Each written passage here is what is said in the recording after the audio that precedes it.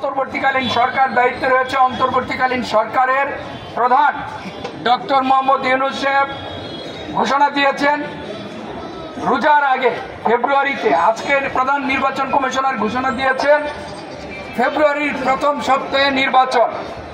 আমাদের হাতে খুব অল্প সময়, ইতিমধ্যে অনেক সময় চলে গেছে।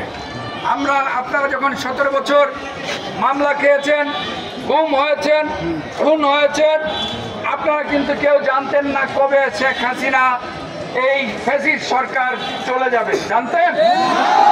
আল্লাহ পাক এই জুলাই বিপ্লবের মাধ্যমে আমাদের এই দেশবাসী আপনাদের সকলের আকাঙ্ক্ষা পূরণ হয়েছে। আমাদের কিন্তু পরিপূর্ণ বিজয় এখন পর্যন্ত অর্জিত হয় নাই।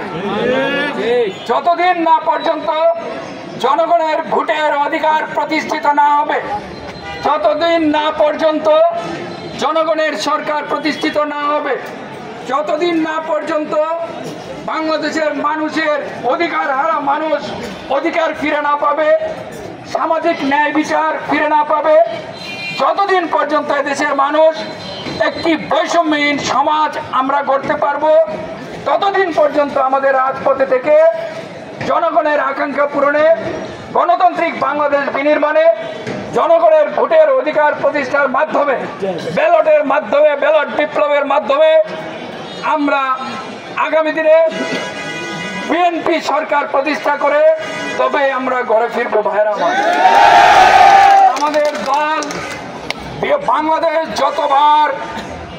বাংলাদেশ যতবার সংকটে পড়েছে ততবারই বাংলাদেশ জাতীয়তাবাদী দল বিএনপি সেই সংকট থেকে বাংলাদেশের মানুষকে মুক্ত করেছে। ভাইরা 1971 সালে যখন এদেশের মানুষ বসুন্ধরা টিস্যু অশুদ্ধতার বিরুদ্ধে এক বিন্দুও ছাড় নয়।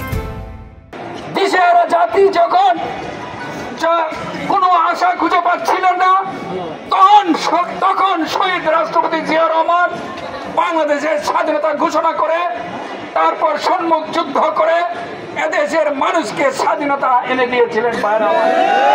এদেশের মানুষ শহীদ রাষ্ট্রপতি জিয়া রহমানের ঘোষণা শুনে উনার নেতৃত্বে বাংলাদেশের মানুষ মুক্তির সংগ্রামে ঝাঁপিয়ে পড়েছিল। ভাইরা তারপর আপনারা দেখেন যতবার কিন্তু দেশি বিদেশি আধিপত্যবাদী শক্তির ষড়যন্ত্রের সেই শহীদ রাষ্ট্রপতি জিয়া রহমানকে যখন নির্মমভাবে সেই চট্টগ্রাম সার্কিট হাউসে হত্যা করা হয়, তারপরে আমাদের দেশনেত্রী বেগম খালেদা জিয়া 9 বছর স্বৈরাচার এরশাদ বিরোধী আন্দোলন করে আবার দেশের মানুষকে গণতন্ত্র ফিরিয়ে দিয়েছেন। ভাইরা আবার এই শেখ হাসিনা সেই পাকশালী সেই শেখ মুজিবের সেই কন্যা পেতাত্তা যারা গণতন্ত্রে বিশ্বাস করে না, হাসিনা যখন আবার এদেশের মানুষের অধিকার কেড়ে নিয়েছে, আবার আমাদের নেতা বিএনপির মাননীয় ভারপ্রাপ্ত চেয়ারম্যান তারেক রহমানের নেতৃত্বে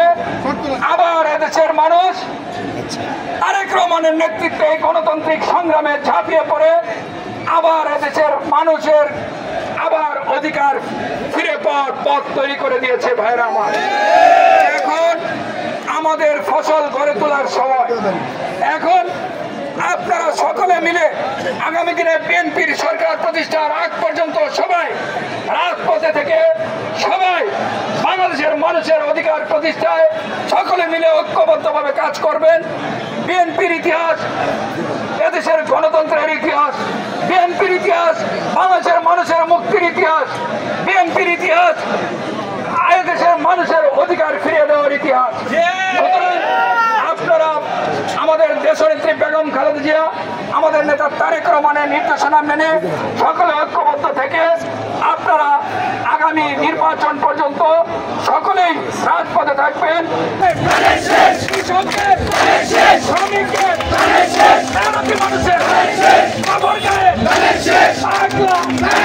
খালেদা জিয়া, তারেক রহমানের, শহীদ জিয়া